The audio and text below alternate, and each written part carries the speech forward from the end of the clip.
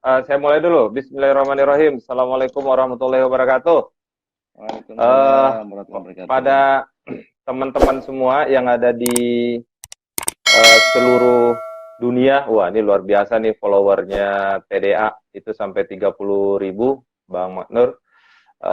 Kebetulan saya malam ini diminta sebagai moderator untuk live IG. Sebelumnya saya perkenalkan dulu diri saya ya. Saya kebetulan diamanahi menjadi Direktur Kebijakan Publik TDA 6.0 di bawah Samdeka. Dan kemudian saya perkenalkan Abang kita nih, saya manggilnya Bang Maknur aja ya, walaupun usia saya lebih tua dikit dari beliau.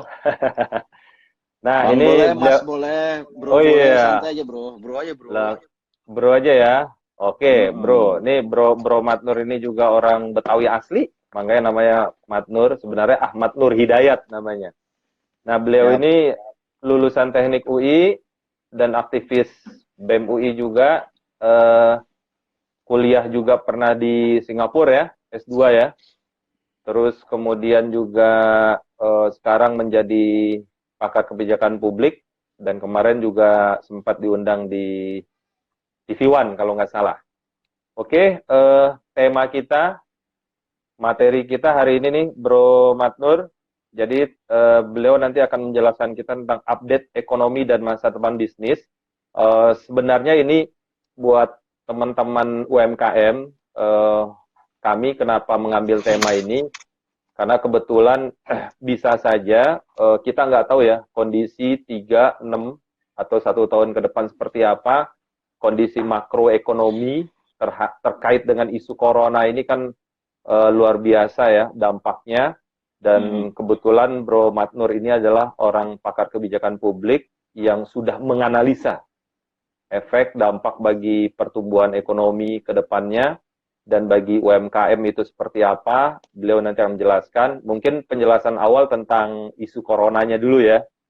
Dikit ya Bro Matnur. Nanti setelah itu kita lanjutkan terkait dengan dampak dan satu lagi antisipasinya terhadap teman-teman. Tapi kira-kira bisa nggak ya kalau seandainya di tengah isu corona ini kan banyak yang tumbang bisnis, tapi ada nggak sisi lain misalnya peluang-peluang bisnis di di kondisi seperti ini? Mungkin bisa dijelasin nanti ya, siapa tahu gitu Iya. bisa didapat. Oke, waktunya Bro Matnur kurang lebih sekitar 20 menit lah ya. Nanti saya juga akan bacakan pertanyaan-pertanyaan dari teman-teman. Silahkan nanti teman-teman TDA, ini kebetulan followernya ada 30.000 orang. Mantap. Dan makin nambah nih yang lihat kita hari ini. Oke, bisa dijelaskan dengan slide-nya. Ada juga sih slide-nya. Nanti kita coba ya, masukin ke slide-nya. Oke, yuk lanjut. Lanjut, Baik, silahkan. terima kasih eh, Mas Rudeng Property Yes. yang telah mengundang kami di acara IG Live TDA Official ini.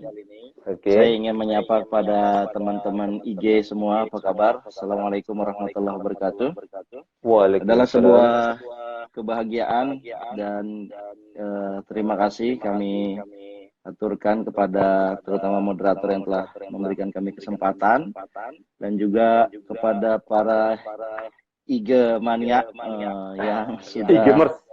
gamers yang ada yang sedang live, pastinya kan meluangkan waktu mendengarkan celotehan yang ada hari ini di acara TDA ini. Mudah-mudahan apa yang akan kami sampaikan ini bermanfaat.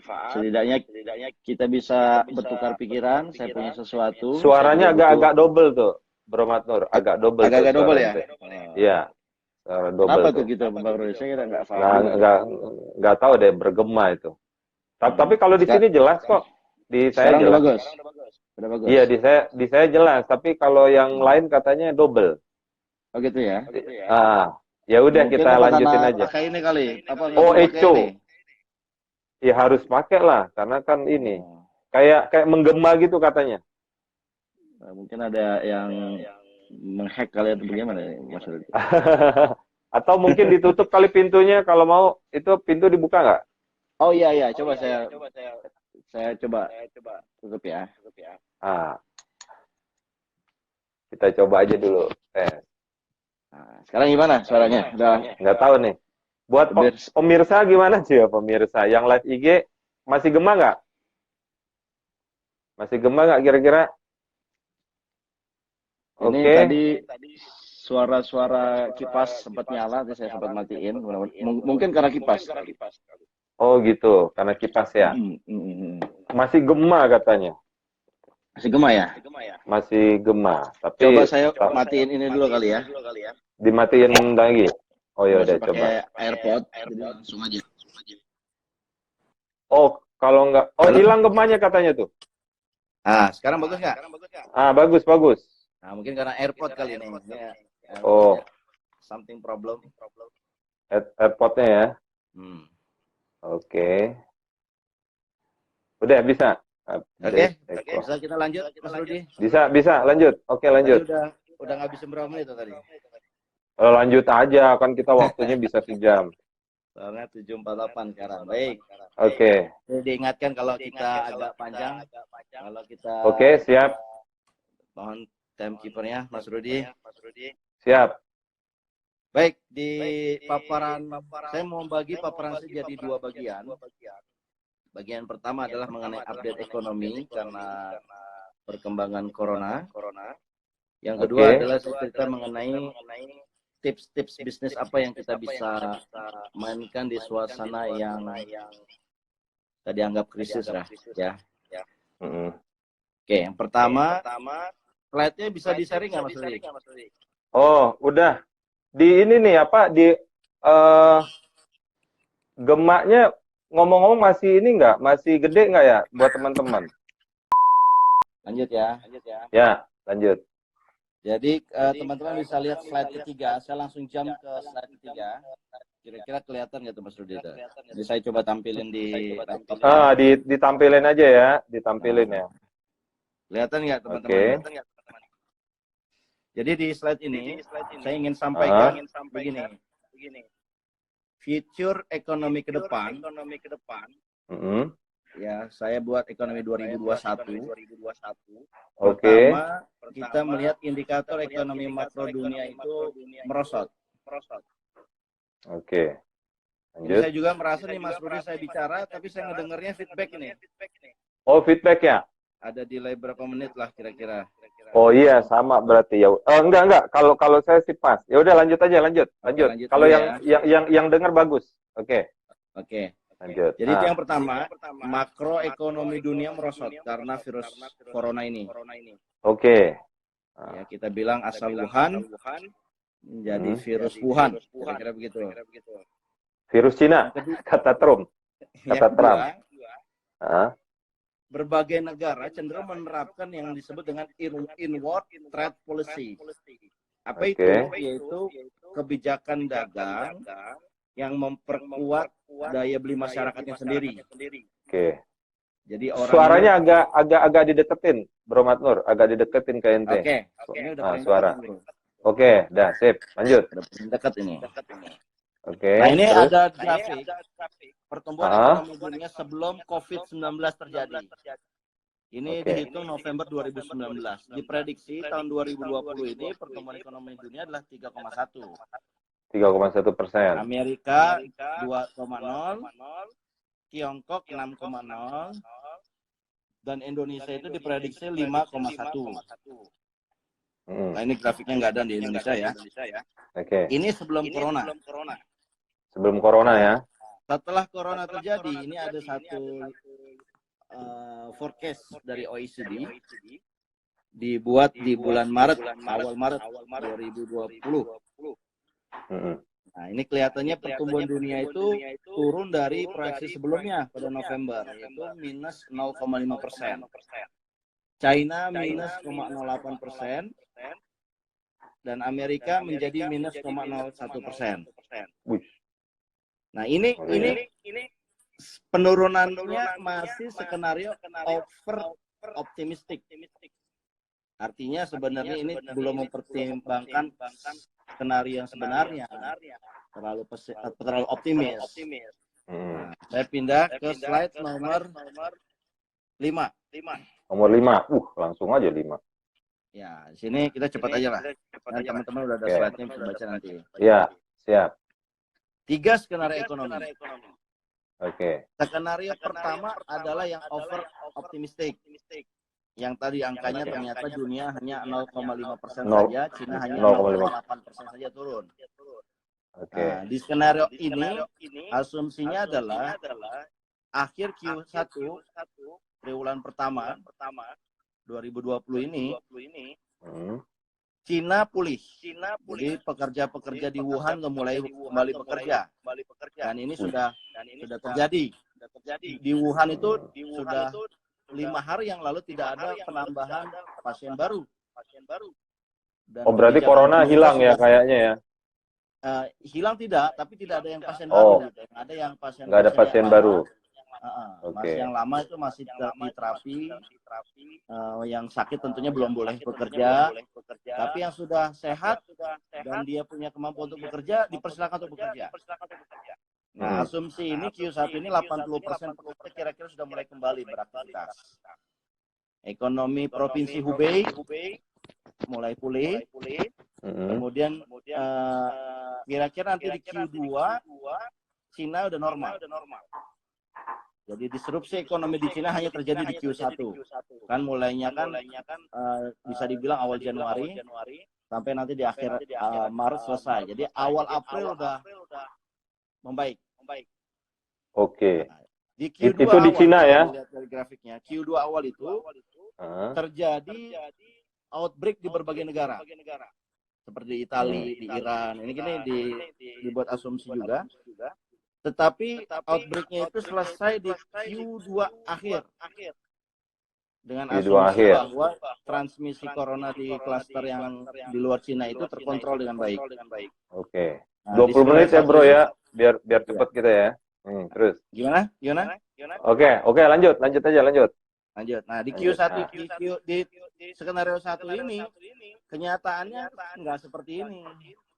Outbreak di Italia tidak terkontrol. Kemudian menyebar juga sampai ke tidak hanya di Iran yang muncul, tapi di Belgia, di negara-negara Eropa yang lain. Itu sudah mulai muncul dan terkesannya tidak terkendali. Jadi teori skenario pertama ini skenario yang sangat over optimistic.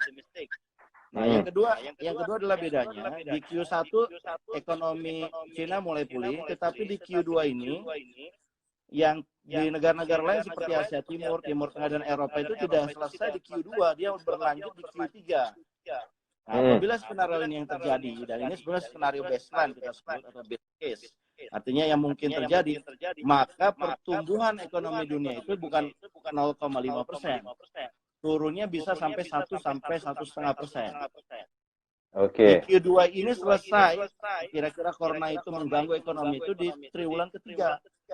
Nanti triwulan ketiga pertengahan keyakinan konsumen mulai pulih, ekonomi mereka free, pesawat penerbangan sudah diizinkan lagi, pariwisata sudah mulai normal lagi, dan di Q2 ini everything is going well, back to normal. Tapi itu hanya buat Cina ya? Hanya buat Cina apa buat yang lain juga? Berbagai dunia di skenario 1, 2, 3. Oke. Cina itu pulih di triwulan pertama udah. Oke. Jadi nggak ada masalah sama Cina. Cina dalam setiap skenario ini dia pulih di Q1. Bulan jadi 4 ya. Cina ini dengan kekuatan ekonominya dan sistem politiknya ternyata efektif. Yang jadi masalah ini negara lain di Asia Timur, di Timur Tengah, di Eropa, di baseline di skenario 2 ini molor dia ke Q3 nih bisa lihat warna biru. Warna biru ya. Bedanya di Q4 perkembangan dunia terhadap penyebaran corona ini ternyata melebar kemana-mana dan sudah terkendali sampai di Q4. Bro Matnur, itu kayaknya suara ente masih menggema ya, orang lihatnya ya. Skenario 1, 2, 3 ini adalah skenario yang optimis, baseline, dan pesimis. Oke. Tapi kelihatannya skenario yang ketiga, yang Oke. pesimis inilah yang akan terjadi. Masih ini nggak delay nggak suaranya? Enggak delay. Kalau skenario ketiga apa tuh kira-kira yang akan terjadi? Jelas ya? Skenario ketiga ini resesi global, Mas Rudi. Oh, set. Jadi Amerika akan terjadi resesi diikuti oleh berbagai negara dunia. Mungkin ini skenario yang disampaikan oleh Ibu Sri Mulyani bahwa pertumbuhan ekonomi Indonesia 0%. Oh. Sebenarnya saya ingin bilang nggak hanya 0%, bisa negatif. Enggak, pertanyaannya 0% itu benar-benar nggak ada sama sekali aktivitas ekonomi apa gimana ya? 0% itu kan artinya komponen-komponen secara rata-rata itu dijumlahin adalah 0. Ada yang positif, ada yang negatif. Nah, seperti misalkan unsur C, konsumsi masyarakat. Kan masyarakat tetap nambah konsumsinya, pola makannya nambah. Orang yang lahir baru 1,2% dari total penduduk. Ini kan menambah konsumsi masyarakat kita. Yes. Kalau posisi duduk ente dirubah gimana? Bisa nggak dirubah sedikit? Karena ini masih gema nih katanya.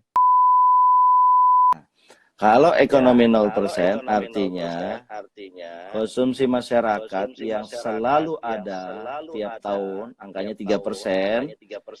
Oke. Kan minimal harusnya kita 3% dong kalau konsumsi masyarakat itu kita hitung.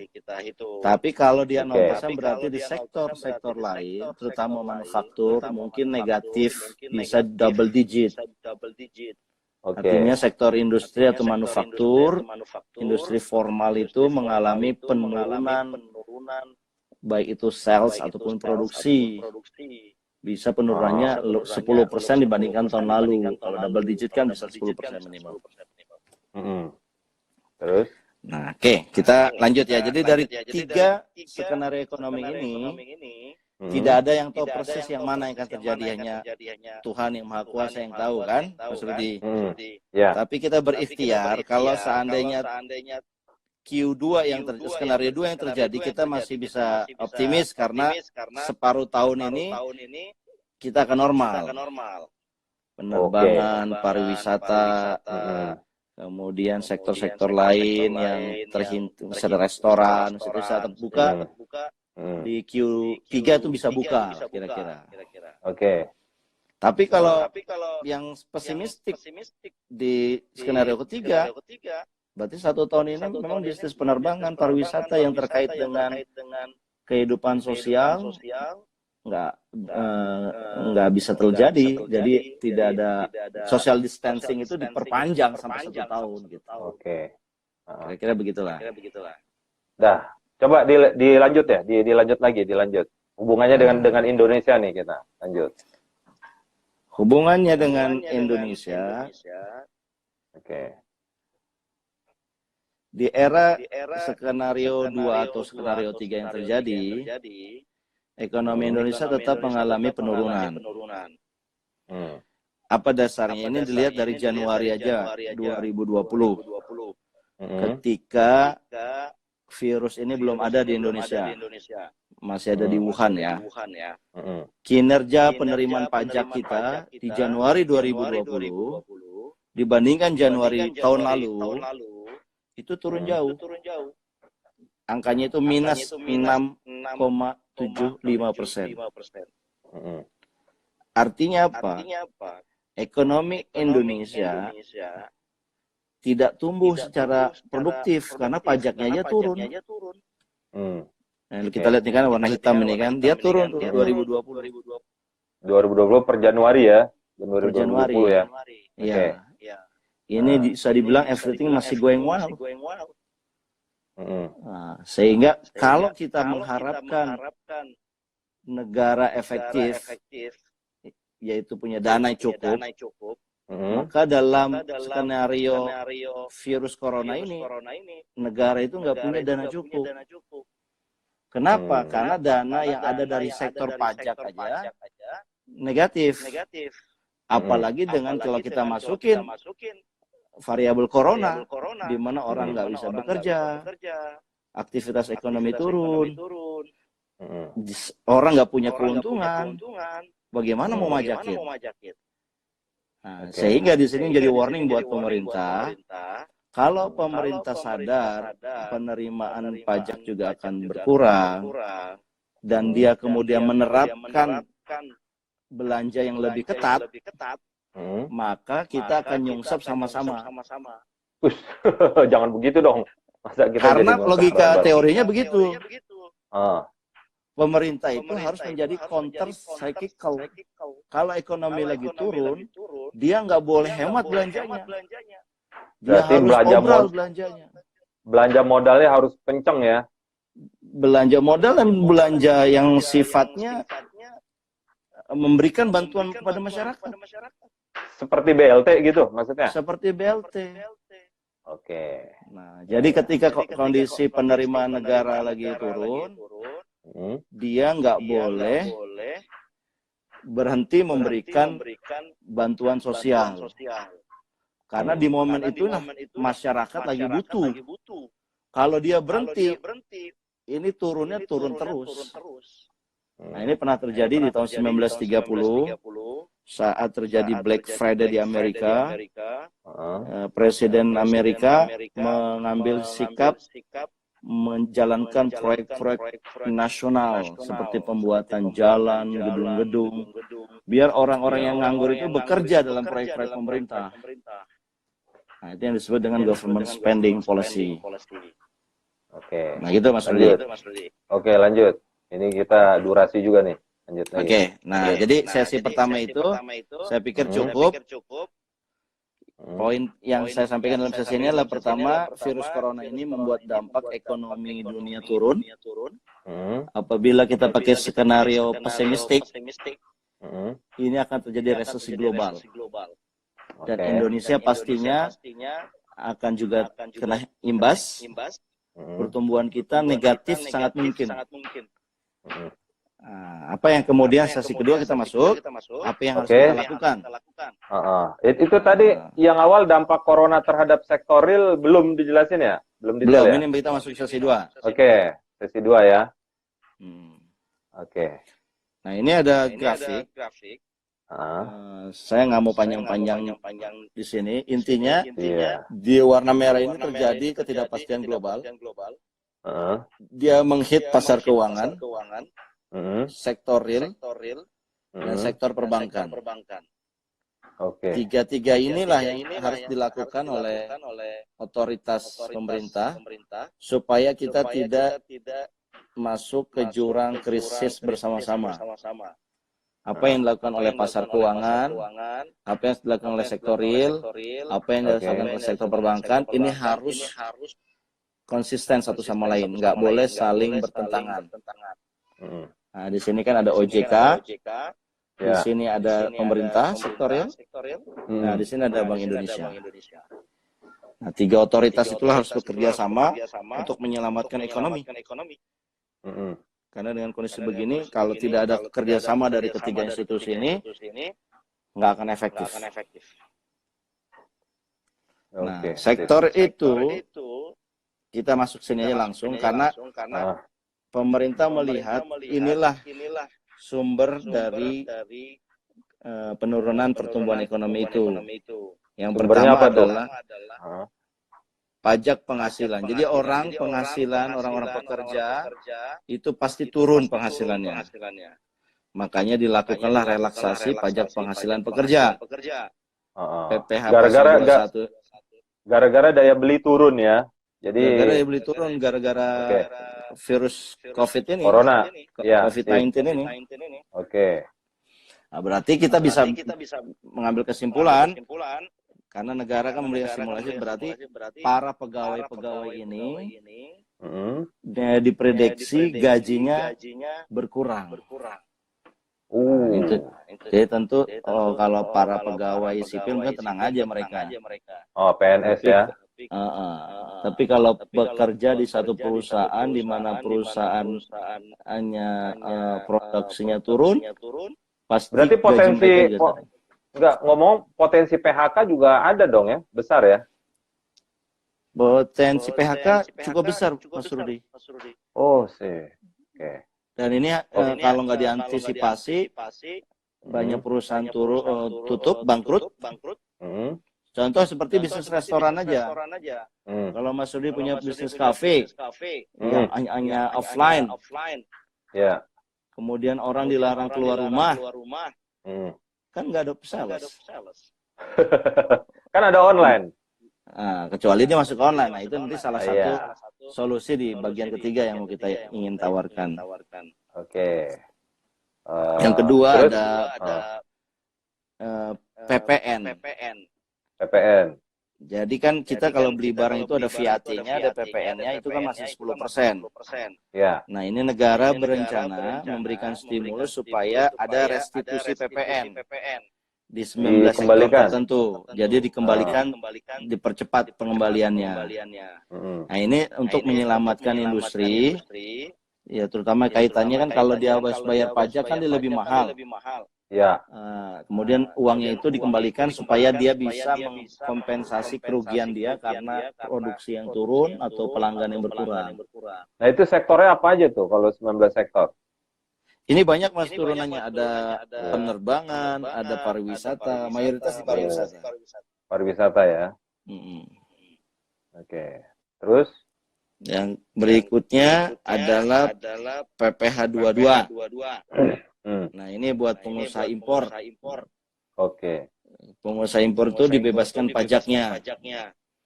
Jadi kalau impornya kemarin ke Cina kan pasti terhit.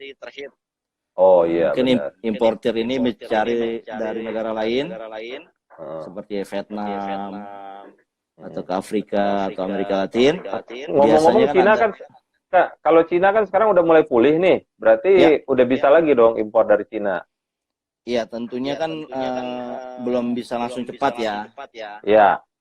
Kayak saya dengar industri farmasi misalkan, itu meskipun dia normal, tapi produk-produk bahan baku dari China itu masih dilarang. Ya, meskipun normal ya, dilarang sampai 6 bulan. Oh, karena kebutuhan dalam negeri mereka juga tinggi ya? Iya. Oke. Jadi mereka ingin memenuhi dalam negeri itu sendiri. Oke, terus lanjut. Ke depan ini ada stimulus ekonomi jilid 3. Jilid 3, oke. Jilid 3 ini jadi kita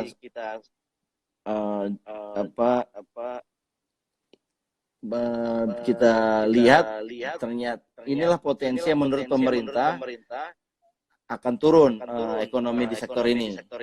Nah, ternyata di sektor ketiga ini kaitannya mengenai kredit. Oh, jadi kualitas para kredit. Pengusaha yang punya kredit, karena virus corona ini, dia akan ada relaksasi atau holiday payment. Jadi pembayaran kreditnya itu bisa ditunda atau direstrukturisasi. Nah, ini negara khusus apa aja nih sektornya? Di sini belum detail ya Mas, karena di belum detail. Jilid 3 ini belum di launching. Ini baru perkiraan atau announcement dari Ibu Sri Mulyani dan tim ekonominya. Nanti fokusnya ke sini gitu. Oh, jadi teman-teman yang mereka pembiayaan ke bank nih, kalau nggak salah maksimal 10 miliar mereka dikasih free ini ya, free bayar angsuran ya. Katanya dengar sampai 6 bulan. Benar nggak sih? Iya. Serba yang resminya belum ada, kita tunggu aja. Saya sih berharap nggak kecil, jadi langsung besar lah gitu. Misalkan kredit 6 bulan ke depan, itu pelan-pelan ngomongnya Nur. Bisa dibayarkan oleh pemerintah dulu, atau pengusaha-pengusaha di sektor tertentu mendapatkan kredit tanpa bunga. Oh, sip. Sekalian bunganya disubsidi oleh pemerintah. Nah, ini yang kita harapkan jumlahnya signifikan lah. Kalau di stimulus jilid 2 itu hanya 22 triliun. Nah, kita berharap di stimulus jilid 3 ini angkanya bisa 200 triliun total. Ini kira-kira untuk penggerakan sektor UMKM itu ini nggak sih, signifikan nggak sih stimulus jilid 2 ini? Kalau jilid 2 saya lihat nggak efektif. Kenapa tuh? Dia kan menghitungnya dari pajak penghasilan pekerja. Oke. Nah. Nah kalau sekarang ini kan orang udah nggak punya penghasilan. Buat apa relaksasi pajak penghasilan? Orang nggak punya penghasilan ya. Nah kalau stimulus jilid 3 dampaknya gimana? Stimulus jilid 3 ini dampaknya sangat membantu UMKM. Karena UMKM kita itu mayoritas modalnya itu dari sektor dari keuangan, dari bank. Oh, lah Jadi bukannya sekarang nah ini nanti ada pertanyaan nih. Dana pemerintah untuk stimulus diambilnya dari mana, Bro? Itu, Bro. Langsung, Bro. Ada langsung ya. Ya. Diambilnya dari memperbesar defisit. Memperbesar defisit. Iya. Karena tadi negara ini kan harusnya idealnya dari pajak. Oke. Pajak itulah membiayai pembangunan. Tapi ketika ekonomi lagi krisis, penerimaan pajak berkurang. Kalau pemerintah hanya mengandalkan penerimaan pajak, berarti spendingnya dia terbatas. Terbatas, karena pajak kan makin berkurang ya. Iya, kalau gitu kita akan krisis lebih dalam lagi. Wih, berat. Karena pemerintah nggak bisa apa-apa. Nah, yang harus dilakukan oleh pemerintah adalah dia mencari pembiayaan yang bersifatnya rendah, jangka panjang. Misalkan penerbitan surat berharga negara dalam jatuh tempohnya 30 tahun ke depan. Oh, berarti ngutang lagi dong ya? Utang 30 tahun ke depan. Oke. Jadi terus dicarilah, itulah tim ekonomi berpikirnya begitu. Bagaimana tidak menjadi beban di jangka pendek. Oke. Nah, yang penting kan ekonomi ini terselamatkan dulu. Nanti begitu sudah pulih, barulah kemudian industri-industri ini kan pada lagi menikmati nih pertumbuhan ekonomi yang tinggi, dikenain pajak. Nah, pajak membiayain yang jangka panjang 30 tahun tadi. Oh, iya. Nah, itu ngomong-ngomong dananya dari mana? Memang orang luar negeri masih mau gitu minjemin Indonesia, bukannya peringkat kita makin turun di mata luar negeri? Kemarin di Februari, pemerintah menerbitkan SBN 30 tahun. Wih, berapa triliun itu? Jumlahnya 172 atau 72, saya lupa. Triliun. Wih. Dan itu peminatnya banyak. Peminatnya banyak ya? Banyak. Kalau korporat luar negeri apa ini G2G apa gimana? Biasanya kan di pasar keuangan ya, maksudnya itu bisa beli sentral negara lain atau investment bank negara lain yang membeli itu. Nah, mereka beli karena banyak peminatnya, kuponnya dapat 3%. Nah, ini ada yang ngomong nih, pemerintah kan ada dana dari IMF, itu jangan-jangan pemerintah pakai dari IMF kali ya? Apa gimana? Nah, kalau IMF ini sifatnya soft loan. Soft loan. Dan Halo, ya, gimana? Halo. Terus? Halo. Dan punya persyaratan tertentu. Nah, negara-negara berkembang seperti Indonesia ini biasanya nggak mau ada persyaratan yang yang jelimet ya. Menjelimet dan seolah-olah kita tidak punya sovereignty. Kita diatur oleh negara lain gitu. Kira-kira kayak model 98 jadinya ya. Kayak 98 kayak ya. Oleh IMF seperti 98. Siap. Nah, oke, terus dilanjut aja presentasinya. Mas Matnur. Nah, ini saya ingin sampaikan kabar baik di OJK. OJK memberikan juga stimulus ekonomi. Mas Matnur, boleh sedikit sebentar gini.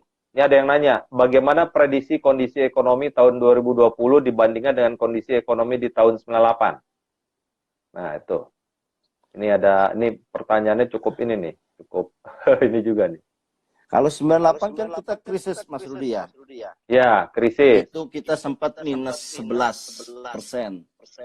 Dan lebih politis ya kayaknya ya. Dan itu disupport, di-trigger oleh rupiah. pasar Oh, uang. oke. Sebenarnya sekarang juga punya potensi yang sama. Ah.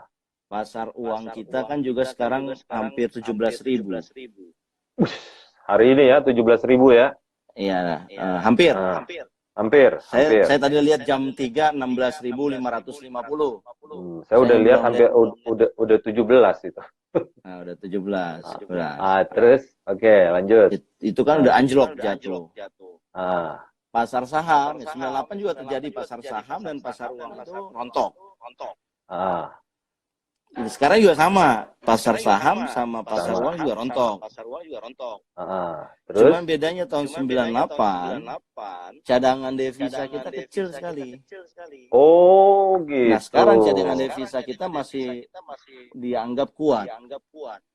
Dan Sehingga gara-gara tidak dolar, menimbul- enggak, Mas Matnur, gara-gara Ya. dolar naik kemarin, gara-gara dolar tinggi ya, jadi otomatis cadangan kita juga makin tinggi ya, gitu ya kata Sri Mulyani ya, kalau nggak salah. Gara-gara dolar naik, cadangan kita Makin tinggi, jadi katanya kemarin ada penambahan jadi sampai berapa triliun gitu, gara-gara rupiah kita anjlok, dolarnya naik, jadinya ada penambahan devisa katanya. Nah, itu Gitu. misleading dong, Mas. Oh, Jadi kalau kita kan punya devisa itu dalam US dollar. ah, Misalkan kita angkanya sekarang tuh 113 US dollar.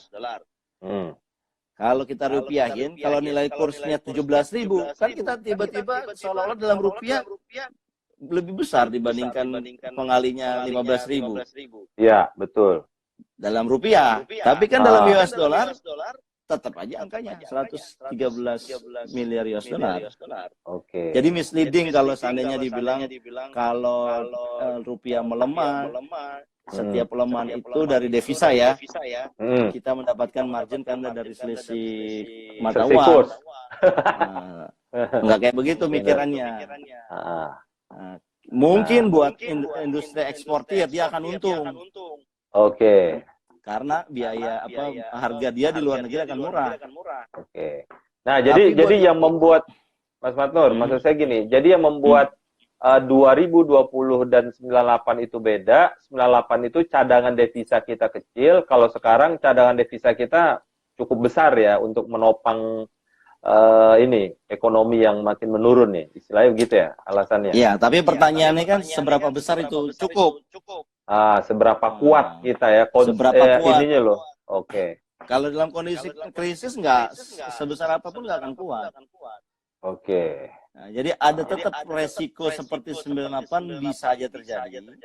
Tapi menurut saya sekarang ini less likely kalau disebabkan oleh virus corona. Oke. Dia mungkin bisa terlalu dini prematur, ya. terlalu dini. Prematur ya. Dia mungkin bisa terjadi kalau triggernya adalah harga minyak. Sebenarnya harga minyak sekarang udah posisinya cukup rendah. 33 US dollar per barel. Habis itu 33 kemarin kan sampai 45, sampai 53. Iya. Saya punya hitungan kalau dia harga minyak di bawah 40 US dollar selama 6 bulan, sektor keuangan nih rontok. Nah, artinya sekarang bisa gini. Jadi triggernya ini. Mas Matnur, ini ada yang nanya. Bagaimana daya beli masyarakat menjelang Idul Fitri ini? Nah, ini karena kaitannya dengan UMKM nih. Kalau terkait masalah daya beli ini, kira-kira dengan stimulus yang dijelaskan tadi, bagaimana ya kira-kira? Kalau daya beli pasti jatuh ya, pasti turun. Oke. Tinggal kan masalahnya seberapa turun. Kalau dia tidak dibantu dengan stimulus ekonomi, penurunannya sangat dalam. Jadi tiba-tiba orang nggak bisa beli beras, beras terlalu mahal dan orang nggak punya pekerjaan. Nah, ini yang harus diantisipasi oleh pemerintah. Oke. Contohnya yang paling gampang adalah kalau seandainya ketersediaan bahan baku seperti beras tidak ada, maka dia harus mengusahakan alternatif lain. Nah, misalkan jagung yang diproduksi di dalam negeri ya. Karena kalau kita impor lagi ya mendingan sekalian aja impor beras. Itu membuat kita makin rentan. Terus kalau ini kira-kira nih langsung aja straight to the point. warming up-nya untuk UMKM. Tadi juga ada penjelasan di slide itu. Bisa nggak dijelasin dulu sedikit itu? Kira-kira Ya, antisipasinya UMKM. untuk kita tutup untuk lebih dalam ya. Ya, siap. Lanjut. Ya, dengan virus corona ini, beberapa sektor real ini akan terkena. Yang pasti utara adalah industri yang terkait dengan pariwisata. Industri pariwisata ya. Ya. Itu kan banyak terkait mengenai akomodasi, mengenai tiket pesawat, mengenai sebagainya. Nah, bagi teman-teman pengusaha yang bergerak di sektor pariwisata ini, memang harus menyadari ini akan terjadi. Nah, sehingga dia harus butuh alternatif lain.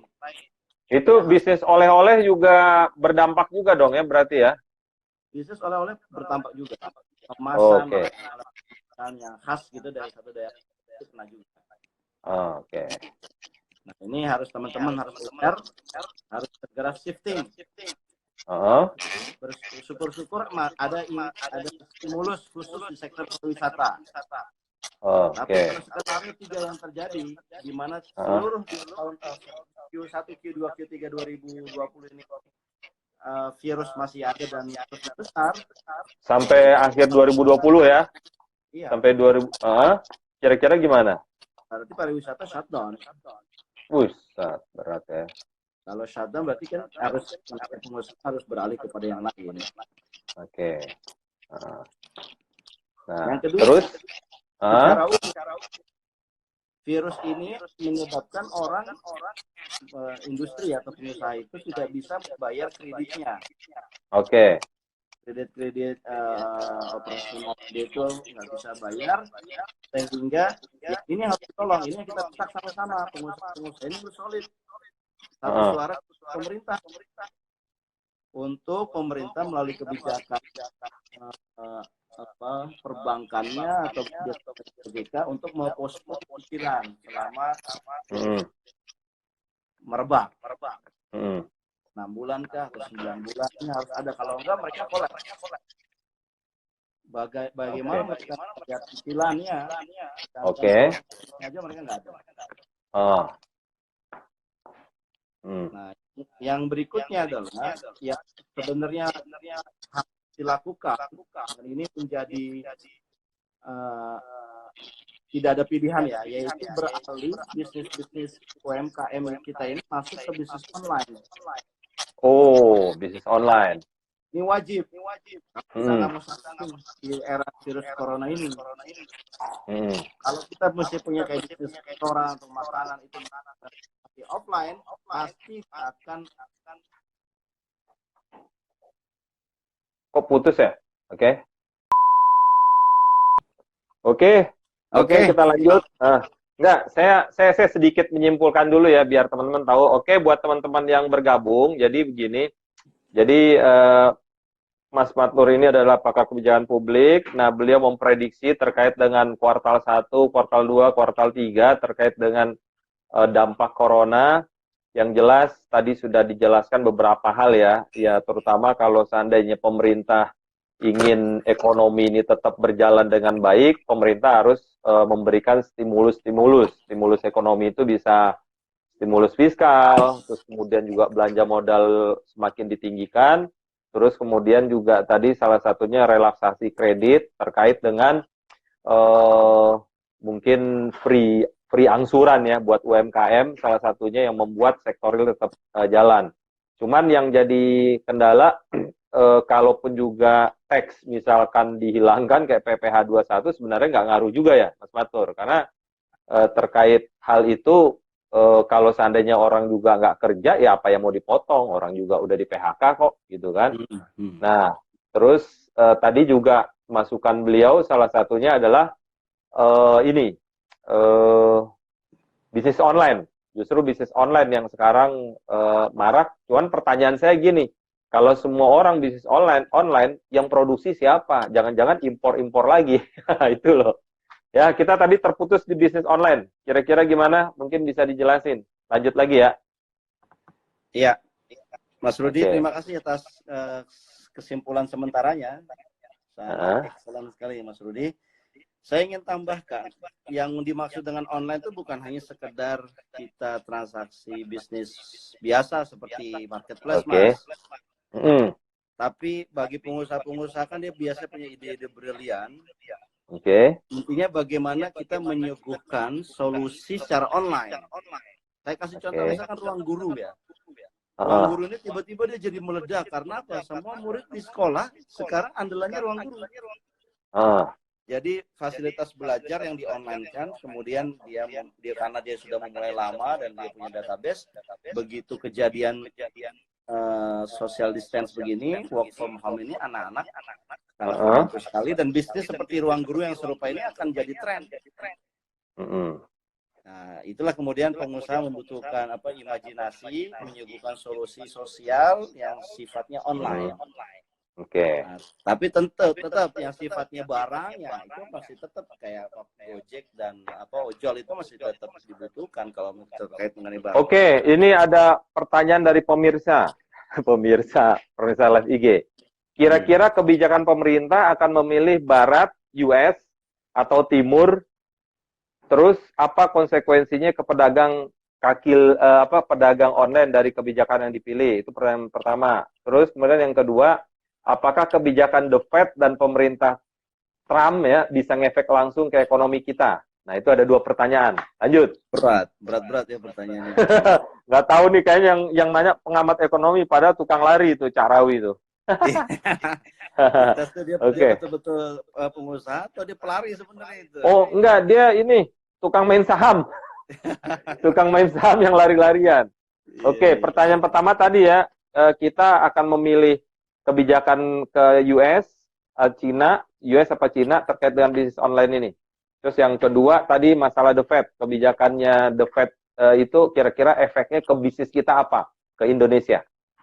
Gitu. Sebenarnya kalau kita dikasih 2 pilihan itu, maka pilihan terbaik itu kita tidak memilih keduanya. Wih, kok gitu ya? Tapi kita bisa mengcombine keduanya, kan di tipikal Indonesia begitu. Demokrasi Pancasila kayaknya. Demokrasi ala-ala Pancasila dicombine. Iya. Tidak kapitalis, tidak sosialis, dicombine. Tidak liberal, tidak sosialis ya. Oke. Ini kan kita biasa tren begitu. Tapi menurut saya begini, menggantungkan ekonomi kepada negara lain itu satu hal yang buruk. Dan kalau kita lihat negara lain seperti Amerika misalkan, Amerika juga punya masalah. Dan tidak ringan, sangat berat. Jadi kemungkinan yang akan membantu kita itu bukan Amerika, tapi multinational organization, seperti ADB. Oh, oke. Dan sejenisnya. Nah, ADB sendiri kan sudah sekitar 14 triliun kalau nggak salah. Kalau dirupiahkan itu sudah memberikan bantuan tanpa bunga kepada pemerintah Indonesia. Nah, saya juga mendapatkan informasi Jack Ma juga menyumbang 1 juta masker. Jack Ma juga menyumbang negara lain seperti di Ethiopia. Jadi dia menerapkan filantropi perusahaan Alibabanya kepada seluruh dunia, ke negara. Nah, ini pertanyaannya kan gini, Mas Nur. Ya, Mas Nur, kenapa Jack Ma menyumbang sampai jutaan masker itu ke Indonesia? Apa sih kepentingannya Jack Ma? Nah, itu yang menarik. Nah, itu perlu ditelaah oleh para pengamat kebijakan publik. Dalam situasi seperti ini kan orang yang memberikan bantuan, pasti kan kita mau tanya dulu ada apa di baliknya itu. Tapi itu bantuannya gratis nggak sih? Bersikap positif. Ini kan lagi bencana, ini ada orang yang mau bantu, kenapa kita tidak terima? Iya. Nah, kita harus terima dengan lapang dada, tetapi kita tahu kalau seandainya bantuan ini punya persyaratan, kita harus consider national interest yang lebih besar. Oke. Nah, itu kan idealnya begitu kan. Jadi saya standing kita sebaiknya tidak memilih antara blok barat ataupun blok timur, tapi kita punya national interest sendiri. Kalau seandainya kedua blok ini ingin membantu Indonesia, selama tidak merugikan national interest, kita terima. Oke. Nah, gitu lah Mas kira-kira. Oke. Nah, terus terkait kebijakan The Fed kemarin tuh, yang Trump, itu kira-kira efeknya ke ekonomi Indonesia gimana ya? The Fed tuh sekarang punya strategi yang tidak efektif, Mas Rudi, menurut saya. Oke. Kenapa tidak efektif? Satu, dia menurunkan suku bunga pada pagi hari. Di saat pasar saham Amerika itu runtuh. Pasar saham kemudian naik sedikit, kemudian dia jatuh lagi dan hari berikutnya jatuh lagi. Oke. Artinya pasar di Amerika tidak melihat suku bunga yang turun itu memberikan jaminan bahwa ke depan ekonomi baik-baik saja. Oke. Nah, penurunan suku bunga yang mendekati 0% ini kan artinya The Fed sedang printing money. Oke. Dia ingin memberikan sinyal Anda jangan khawatir mengenai US dollar karena kami akan sediakan. Cuman kan orang sekarang sudah nggak keburu percaya. Ya kalau uang ada tapi barang nggak ada buat apa? Oke. Nah, artinya kebijakan The Fed ini harus disertai dengan kebijakan federal USA. Makanya kan Trump juga mengejar stimulus ekonomi juga. Yang kemarin saya dengar dipotong oleh musuh politiknya Demokrat. Jadi stimulusnya belum diketok. Itulah kira-kira kalau di Amerika. Artinya kalau seandainya Amerika dampaknya buat Indonesia, kalau seandainya Amerika itu mengguyur begitu banyak dolarnya ke masyarakatnya dia sendiri, berarti Amerika kan sengaja defisitnya diperlebar. Oh, defisit diperlebar. Di dalam kondisi ekosistem di mana negara itu memperlebar defisit, kalau kita mau selamat kita juga perlebar juga. Halo Mas. Ya, betul. Oke. Halo. Artinya ini adalah suatu ekosistem global yang bersamaan. Nah, kita momen ini kita jadikan juga untuk mengambil pembiayaan dari luar kepada ekonomi Indonesia. Oke. Nah, terus gini, Mas Fatnur, ada pertanyaan lagi nih. Tapi ini kayaknya agak berulang. Tapi kira-kira yang simple deh, jawabannya yang simple. Maklum nih, kita nih banyak pengusaha UMKM di sini. Nih, prediksinya krisis ini bisa berapa lama dan recover-nya paling cepat berapa lama? Dengan bahasa simpel lah jawabnya. Menurut pengamat kebijakan publik. Saya nggak bisa jawab masih. Nggak bisa jawab ya. Karena kita nggak tahu apa yang terjadi. Kalau skenario-nya kan tadi sudah jelaskan. Oke. Tapi beginilah. Saya ingin sampaikan begini, simpelnya. Kalau skenario terburuk terjadi, berarti 2020 ini kita terjadi resesi. Oke. Kalau terjadi resesi berarti kita harus mengencangkan ikat pinggang. Nah, berarti antisipasinya buat UMKM apa ini? Katanya UMKM itu tahan krisis, katanya sih. Dengar-dengaran begitu. Kan sektor paling bawah. Nah, antisipasinya apa kira-kira? Yang pertama UMKM harus survive dulu. Survive. Jadi segala rencana ekspansi bisnis dipending dulu. Ekspansi bisnis dipending, terus? Kalau kita nggak berani untuk mempending itu, berarti kita salah strategi. Salah strategi, oke. Nah. Halo, sempat putus nih. Oh ya, ini udah lanjut. Ya. Yang kedua, strategi yang kedua adalah karena ini dalam kondisi mengencangkan ikat pinggang, kita harus mereduksi semua biaya operasional yang tidak perlu. Mereduksi ya. Revisi ke diri kita, ke sistem kita, mana yang nggak perlu, mana yang nggak efektif itu dipangkas. Berarti pertama ekspansi dihentikan, kemudian yang kedua mereduksi biaya-biaya yang nggak perlu. Oke, ya. Terus? Dan yang ketiga, mulailah dengan memanfaatkan dunia online. Jadi investasi di online itu jangan ditunda. Kalau seandainya tadi kalau investasi yang tidak perlu, dananya itu diarahkan kepada investasi online. Oke. itu diperkuat karena dengan kondisi krisis ini kalau virus ya disebabkan virus kita tidak bisa bertatap muka, kita tidak bisa ketemu orang langsung, maka kita harus memanfaatkan online itu. Enggak, ini online ini maksudnya berarti kita menjadi startup apa bikin platform digital gitu. Jadi semuanya bisnis bisa, kita yang tadinya masih offline segera di online. Segera kemudian online kita kan? juga mulai dengan ide-ide baru yang membuka solusi ke publik secara online. Oke. Oke ya. Terus yang lainnya apa lagi kira-kira buat ini? Saya pikir itu Mas, cukup. Cukup ya. Nah, tadi ada pertanyaan, ada yang kelewat nih. Untuk kondisi sampai Idul Fitri ini, kira-kira dengan kondisi yang ada ini, prediksinya gimana sih kalau Mas Makmur melihatnya gitu? Dengan kondisi pemerintah kayak begini, terus juga dengan kondisi UMKM kayak begini, kira-kira UMKM masih tetap bertahan, apa memang udah benar-benar jatuh, apa seperti apa? Ya, gitu. kalau Idul Fitri dan Ramadan, UMKM khususnya di sektor makan minuman, saya yakin akan tetap survive. Ya, karena kebutuhan dasar. Makanan, minuman, orang kan butuh makan untuk berbuka puasa, bersahur dan sebagainya. Saya yakin dia akan tetap tumbuh. Ya, sehingga ini sebenarnya nggak usah khawatir, tinggal bagaimana cara marketingnya aja, cara pemasarannya aja kalau di sektor ini. Tapi yang jelas begini, kalau dia tidak mengurangi harga, dia harus memperbanyak kualitas produknya. Artinya gini, orang ini kan lagi krisis, nggak punya cukup uang. Jadi harga itu menjadi faktor dominan dalam dia membeli, pertimbangan harga. Nah, kalau seandainya dia ingin tetap bersaing dengan kompetitor lain, maka harganya dia harus dia turunkan. Secara logika kan begitu.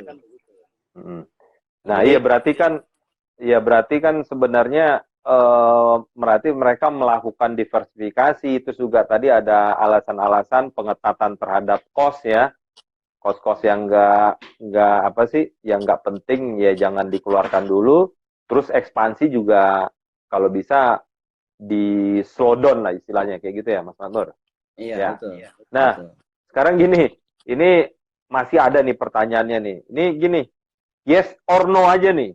Kira-kira pemerintah itu kiblatnya ke Amerika, US atau ke Cina? Itu aja. Yes or no, apa Cina apa Amerika?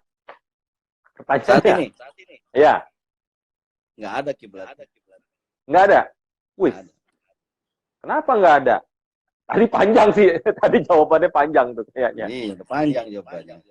Nggak ada sama sekali. Dengan kondisi yang ada kayak begini tuh artinya Indonesia itu sesuai dengan Undang-Undang Dasar 45 politik bebas aktif gitu. Memang begitu ya Indonesia selama ini?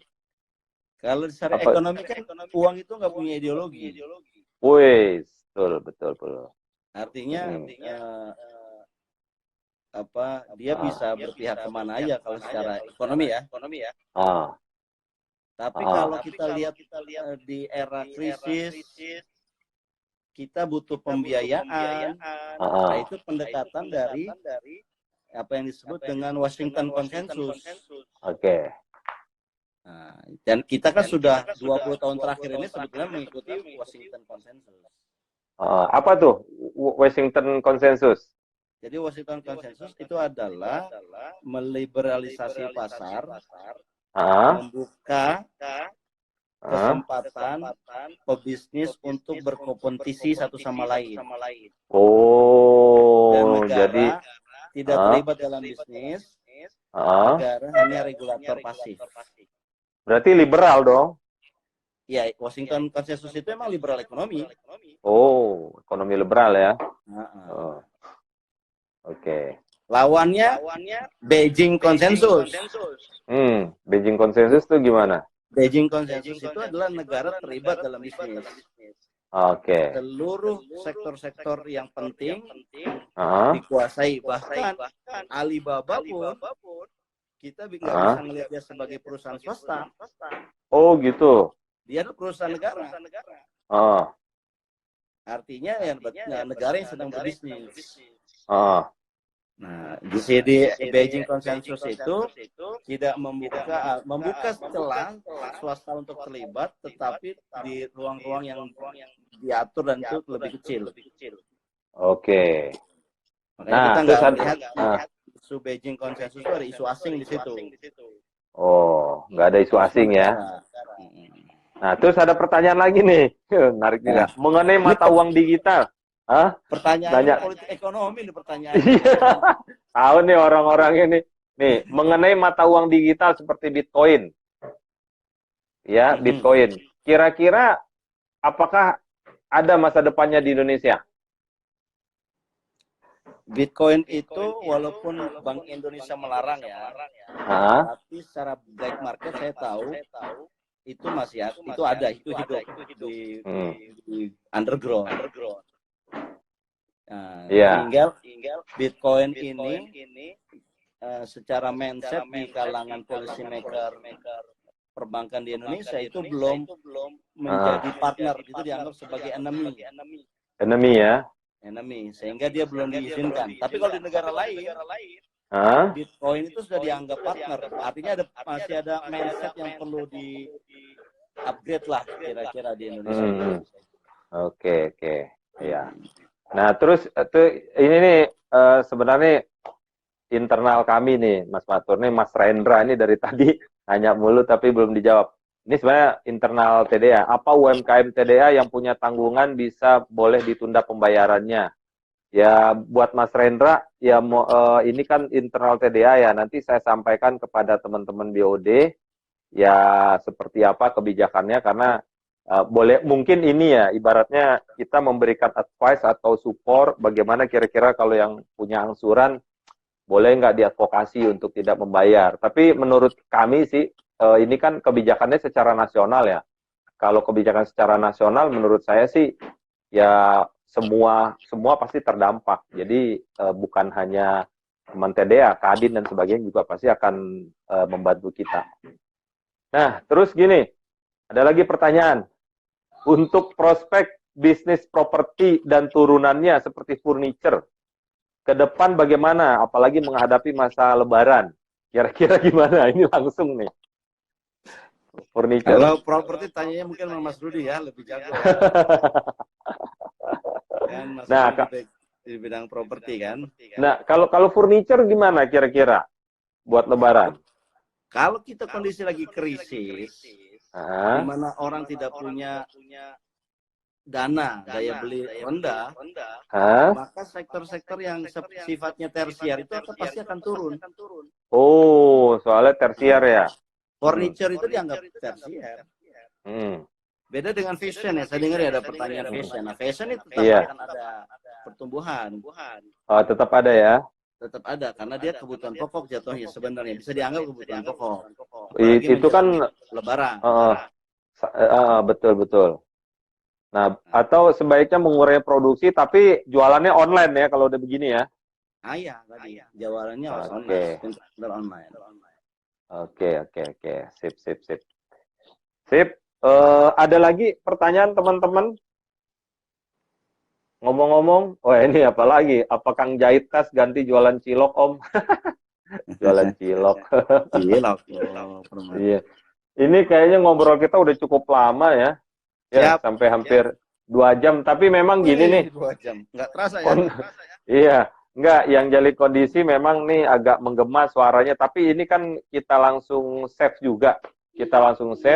Nah, pertanyaannya gini, Mas Matur, untuk terakhir nih ya, untuk terakhir buat teman-teman, kira-kira apa tips-tips, terus kemudian kesimpulannya seperti apa untuk kedepannya bagi UMKM, terus gimana caranya kita tetap terus eksis untuk penutup ya, Ya, satu di era penyebaran corona ini, semua negara menderita. Oh, semua negara menderita. Skenario 1, 2, dan 3 itu sebetulnya yang paling enak skenario 1. Tapi kan kita tahu di Indonesia juga angkanya naik terus. Di Italia sudah mencapai 5.000 orang meninggal. 5.000 orang meninggal. Jadi nggak bisa kita pakai skenario optimis. Kita harus pakai skenario yang realistis dan mungkin sedikit pesimis. Dalam skenario itu pertumbuhan kita turun. Makanya bisa 1,5 sampai 1%. Bahkan juga bisa lebih dalam daripada itu, bisa 0% kita hanya tumbuh. Jika kondisinya begitu, maka yang kita harus siapkan, terutama teman-teman pebisnis, adalah dengan survive. Survive. Survive yang paling bagus adalah memanfaatkan platform digital. Sambil kemudian merapikan atau melakukan penghematan di berbagai sisi produksi. Nah, yang teman-teman yang bergerak di bisnis tersier harus beralih. Kalau ingin tetap menjalankan bisnis, ya kenapa? Karena tersier itu pasti dia akan ditinggalkan customer. Jadi dia paling drastis penurunan bisnisnya. Oh, berarti kebutuhan mendasar ya, kebutuhan mendasar kita yang harus kirim. Oke deh, sip. Untuk diskusi malam ini ya, kebetulan nih hampir ya 2 jam, hitungan saya nih, 2 jam kurang lah. Cukup menarik nih kalau kita bicara antara politik, ekonomi, UMKM, karena sebenarnya UMKM Indonesia ini kan sebenarnya total tuh ada hampir 60 juta UMKM di Indonesia. Sebenarnya kalau seandainya kita benar-benar bersatu, kita bisa melakukan banyak diversifikasi, kita banyak melakukan kreativitas, insya Allah kita akan terus berkembang ke depannya. Dan saya yakin dan optimis sebenarnya juga bisnis kita masih on the track, dan saya yakin juga bahwa negara ini tidak akan tidak akan meninggalkan kita, karena negara juga tadi dari statement Mas Makmur juga penjelasannya, ya cadangan devisa kita juga masih besar. Cuman pertanyaannya seberapa jauh, seberapa kuat cadangan devisa ini bisa menopang ekonomi kita, kan begitu ya? Nah, kayak begitu. Terus juga kebetulan kemarin juga katanya sudah menerbitkan SBN oleh Bu Sri Mulyani ya, kalau nggak salah ya. Tapi kalau seandainya nanti makin ke sana Bu Sri Mulyani perannya besar, ya boleh jadi 2024 juga ada indikasi itu ya. Jangan-jangan Bu Sri nih yang naik nih. Ya gara-gara Bu Sri mau jadi presiden atau wakil presiden, Mas? Gara-gara penyelamatan ekonomi yang beliau lakukan. Oke, buat teman-teman semua dan buat narasumber Mas Ahmad Nur Hidayat, terima kasih ya atas kontribusinya buat kita-kita semua. Saya tidak bisa memberikan apa-apa nih, nggak ada plakat ya, mungkin plakat online. Plakat nggak zaman. Nggak jangan ya, nomor rekening di bawah ya. Oke, itu zaman.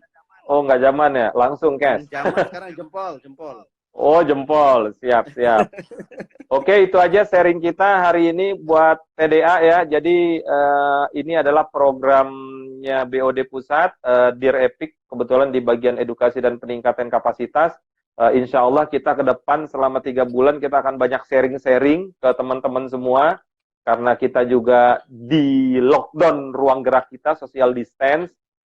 Saya yakin dengan diskusi-diskusi seperti ini, insya Allah ke depan kita akan menjadi lebih baik, akan banyak sharing-sharing yang bisa kita lakukan. Karena tadi juga salah satu masukannya shifting ke online. Seperti itu ya, Mas Fatur ya. Oke, terima kasih kepada seluruh teman-teman TDA. Salam kolaborasi untuk negeri. Kayak begini nih, Mas Fatur. Oke, makasih ya semuanya. Begini. Assalamualaikum warahmatullahi wabarakatuh. Ya begini ya. Oke. Assalamualaikum warahmatullahi wabarakatuh.